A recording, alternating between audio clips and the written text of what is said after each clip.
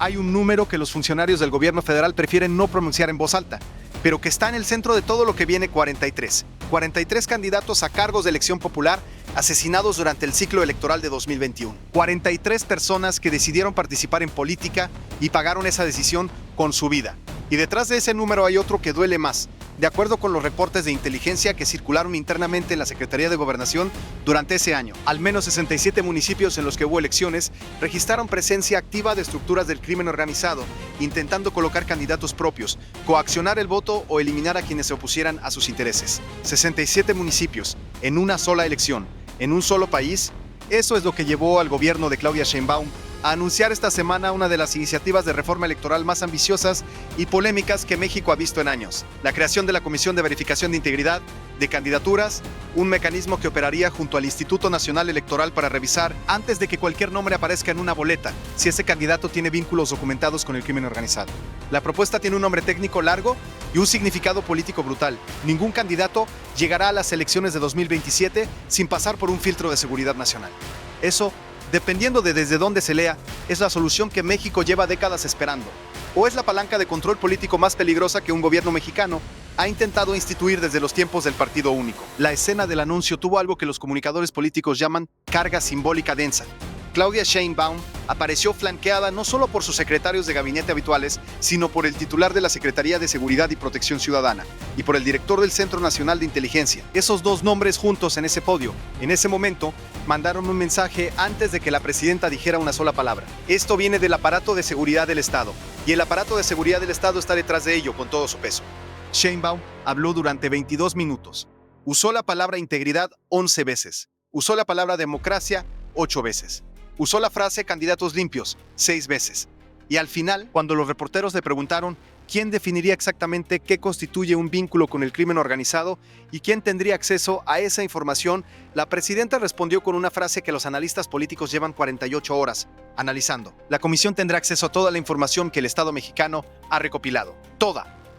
Esa palabra abrió más preguntas de las que cerró, porque la información que el Estado mexicano ha recopilado sobre personas con vínculos con el crimen organizado incluye expedientes de inteligencia, intervenciones de comunicaciones autorizadas, reportes de la UIF sobre movimientos financieros, informes de colaboración con agencias extranjeras como la DEA y la CIA, y registros de investigaciones en curso que en muchos casos involucran a personas que todavía no han sido formalmente acusadas de nada. Que alguien con esas investigaciones abiertas sea señalado públicamente como candidato con vínculos narco, antes de que un tribunal lo haya determinado, tiene consecuencias legales y políticas que la iniciativa, en su versión presentada esta semana, no ha resuelto con claridad. Para entender por qué esta reforma llega ahora y por qué llega de esta manera, hay que entender la historia reciente de la captura territorial del crimen organizado en la política mexicana. Porque esa historia no empezó en 2021 y tampoco empezó con los cárteles que dominan el mapa actual del país. Los primeros documentos oficiales que reconocen la penetración del narcotráfico en estructuras de gobierno municipal datan de los años 90. En ese entonces, la Procuraduría General de la República tenía en su poder informes que describían cómo ciertos alcaldes en municipios de Sinaloa, Guerrero y Tamaulipas operaban con un acuerdo implícito con las organizaciones criminales locales, impunidad territorial, a cambio de paz social aparente y una parte de los ingresos del tráfico. Esos informes existían, fueron clasificados, y durante más de una década, la respuesta institucional fue hacer como si el problema pudiera contenerse en los márgenes del mapa. Lejos de las ciudades grandes, lejos de los poderes federales, el problema no se quedó en los márgenes. Para 2006, cuando Felipe Calderón declaró la guerra al narcotráfico y desplegó el ejército, los cárteles llevaban al menos 15 años construyendo infraestructura política. Tenían alcaldes, tenían regidores, tenían policías, directores de seguridad pública, secretarios de finanzas municipales. La guerra militar que Calderón inició desarticuló algunas organizaciones y fragmentó otras, pero no tocó esa infraestructura política porque nadie tenía un mecanismo legal para hacerlo. Destruir un cártel en el campo de batalla y dejar intacta su representación en el ayuntamiento es como vaciar el agua de una alberca que tiene 40 tubos conectados al río. Para 2018, según el análisis conjunto publicado por Inside Crime y el Wilson Center, el crimen organizado tenía presencia funcional en estructuras de gobierno en 27 de los 32 estados del país. Presencia funcional significa esto: al menos un funcionario público con capacidad de tomar decisiones que benefician a la organización criminal en ese estado estaba en ese cargo con conocimiento y apoyo de la organización. Eso no es infiltración esporádica, eso es administración paralela del Estado. El ciclo electoral de 2021 fue donde ese problema se hizo imposible de ignorar mediáticamente. Los 43 candidatos asesinados fueron la punta del iceberg. Debajo estaban los cientos de candidatos que recibieron amenazas documentadas y que eligieron en silencio ajustar sus propuestas de campaña. Los que aceptaron financiamiento del que no podían hablar públicamente. Los que ganaron sus elecciones con el apoyo logístico de estructuras que no aparecen en ningún registro del INE, pero que movilizaron votantes, controlaron casillas y garantizaron resultados. En al menos 14 casos, documentados por organizaciones de periodistas de investigación, candidatos que ganaron en municipios con alta presencia criminal, llegaron al cargo con deudas que no eran de campaña, sino de otro tipo. Eso es el contexto que la Comisión de Verificación de Integridad de Candidaturas busca atender. Y ese contexto hace que la iniciativa sea urgente y al mismo tiempo extremadamente peligrosa en manos equivocadas. El impacto real de tener políticos con vínculos narco en cargos de gobierno no se mide únicamente en términos de corrupción administrativa. Se mide en lo que esos cargos permiten hacer. Un alcalde con vínculos con el crimen organizado tiene acceso directo al padrón vehicular y puede compartirlo. Tiene control sobre los turnos y rutas de las patrullas municipales y puede comunicarlos. Tiene autoridad para otorgar o negar permisos de construcción, lo que convierte la licencia de obra en moneda de cambio. Tiene acceso a los registros del catastro que permiten saber qué propiedades están a nombre de quién, información que en contextos de conflicto entre organizaciones tiene un valor que va mucho más allá de lo fiscal. Y tiene sobre todo legitimidad institucional, la corbata, el escritorio, el escudo oficial detrás de la silla. Esa legitimidad es el activo más valioso que el crimen organizado obtiene cuando coloca a alguien en un cargo público, porque convierte la impunidad en normalidad administrativa. El caso de Iguala, en 2014, sigue siendo el ejemplo más brutal de lo que ese mecanismo puede producir. Un alcalde con vínculos documentados con Guerreros Unidos ordenó la detención de 43 estudiantes de la Normal Rural de Ayotzinapa y los entregó. Lo que ocurrió después todavía está siendo investigado. Pero lo que está establecido con certeza es esto. La estructura que hizo posible esa noche no la construyó el crimen organizado solo. La construyeron juntos el crimen y el gobierno municipal durante al menos 3 años de operación coordinada. Iguala no fue una anomalía.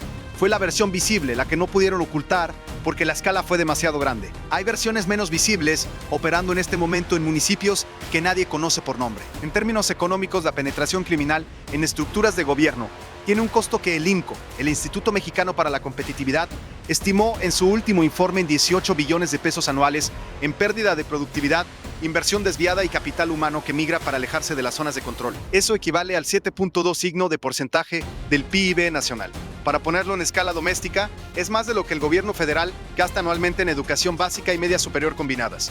El costo de la captura política por el crimen organizado supera el presupuesto educativo completo del país. La Comisión de Verificación de Integridad de Candidaturas, tal como fue descrita en la presentación del martes, tendría 4 atribuciones concretas que vale la pena detallar porque cada una abre una caja de implicaciones distinta. La primera atribución es el acceso a bases de datos de inteligencia. La Comisión podrá consultar los registros del Centro Nacional de Inteligencia, la UIF, la Fiscalía General de la República y los sistemas de información compartida con agencias extranjeras para verificar si un candidato aparece en investigaciones activas o cerradas relacionadas con el crimen organizado. Eso suena razonable hasta que se examina con detenimiento. Los registros de inteligencia no son sentencias judiciales, son hipótesis de trabajo, sospechas con distintos grados de respaldo, análisis que en muchos casos mezclan información sólida con rumores de fuente no verificada. Que esos registros se conviertan en herramienta de inhabilitación electoral sin pasar por un tribunal es un problema constitucional que varios juristas ya han señalado públicamente.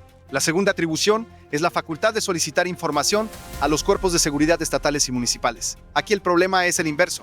Esos cuerpos son, en varios estados, parte del problema. Pedir información a la Policía Estatal de Tamaulipas o de Guerrero sobre si un candidato tiene vínculos con el crimen organizado puede producir exactamente el resultado contrario al que se busca si esa Policía Estatal tiene sus propios vínculos con las mismas organizaciones. La tercera atribución es la más delicada.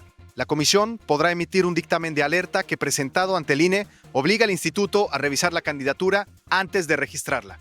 La iniciativa habla de un proceso de revisión de 15 días hábiles. Lo que no dice con claridad es qué tipo de evidencia debe sostener ese dictamen de alerta, quién la valida, quién puede impugnarla y en qué plazos. Esos vacíos son los que los abogados de la oposición llevan 48 horas señalando porque en esos vacíos cabe la discrecionalidad.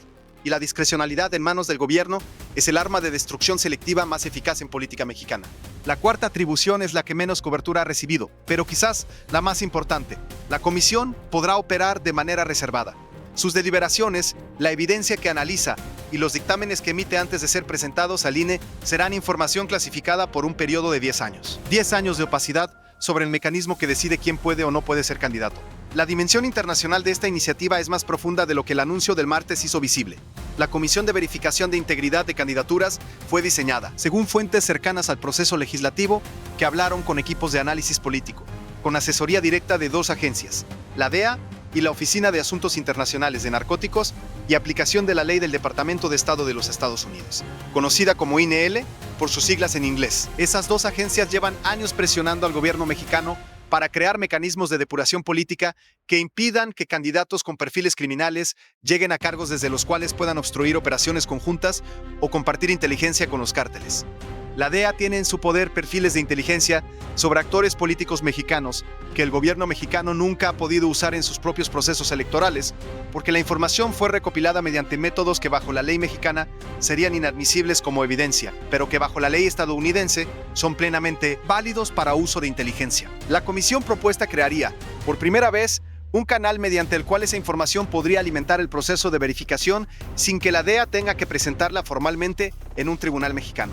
Eso tiene implicaciones que van en dos direcciones opuestas. En una dirección, significa que candidatos con vínculos reales que el sistema judicial mexicano nunca ha podido probar podrían finalmente ser excluidos del proceso electoral con base en inteligencia sólida de fuente extranjera. En la otra dirección, significa que el gobierno estadounidense tendría influencia directa, aunque técnicamente indirecta, sobre quién puede y quién no puede ser candidato en México. Y esa segunda implicación, en un país donde la soberanía nacional es un tema de sensibilidad política extraordinaria, tiene el potencial de explotar mediáticamente de maneras que el gobierno de Sheinbaum quizás no ha calculado completamente.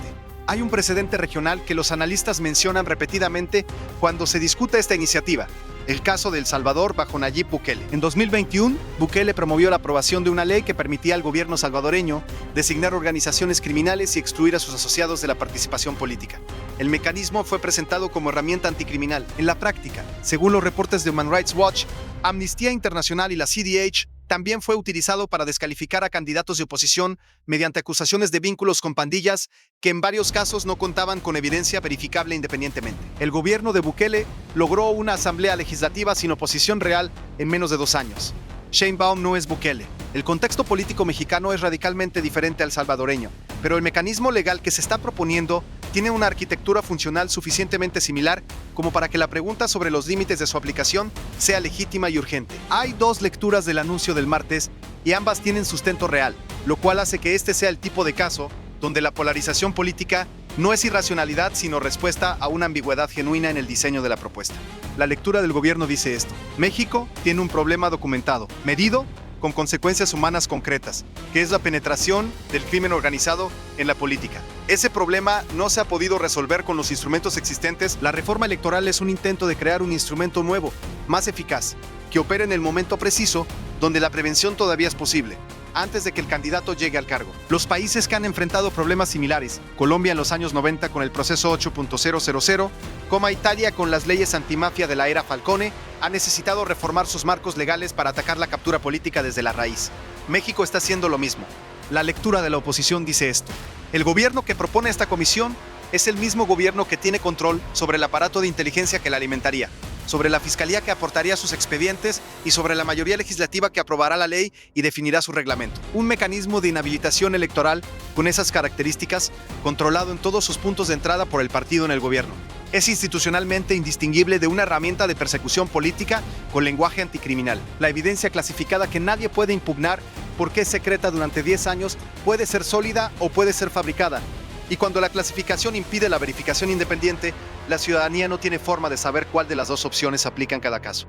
Las 2 lecturas son honestas y las 2 señalan algo real sobre la propuesta. El problema con las reformas que tienen potencial de ser usadas bien o usadas como arma es que los gobiernos que las diseñan siempre dicen que ellos las usarán bien, y los ciudadanos que viven bajo esas reformas aprenden, a veces demasiado tarde, que las instituciones no las usan quienes las crean, sino quienes llegan después. El efecto político inmediato del anuncio fue medible en horas. Antes de que terminara el martes, el PAN, el PRI y el PRD emitieron comunicados de rechazo formal. Movimiento Ciudadano, que ha mantenido una posición de distancia calculada con la administración de Sheinbaum, emitió una declaración que no rechazó la propuesta, sino que exigió garantías de imparcialidad, sin especificar cuáles, lo que en lenguaje político mexicano equivale a decir que están esperando ver qué le ofrecen antes de decidir de qué lado estar. Dentro de la propia coalición gobernante hay tensiones que los voceros oficiales todavía no han aireado públicamente, pero que ya circulan en los pasillos del Congreso. Al menos 3 senadores de Morena, con perfiles de gobernadores o aspirantes presidenciales, para 2030 preguntaron en privado a sus equipos jurídicos qué tan retrospectiva puede ser la aplicación de la comisión. Es decir, si los expedientes de inteligencia que se consultarán incluirán periodos anteriores a 2027 o solo el ciclo electoral inmediato. La pregunta tiene una respuesta que sus asesores les dieron en términos muy directos. La ley no pone límite temporal explícito a los expedientes consultables. Eso significa que figuras con ambiciones presidenciales dentro del propio partido gobernante tienen razones propias para preocuparse por cómo se diseña el reglamento de esta comisión. Y esa preocupación interna dentro de Morena es quizá la señal más reveladora sobre la magnitud real de lo que Sheinbaum acaba de poner sobre la mesa.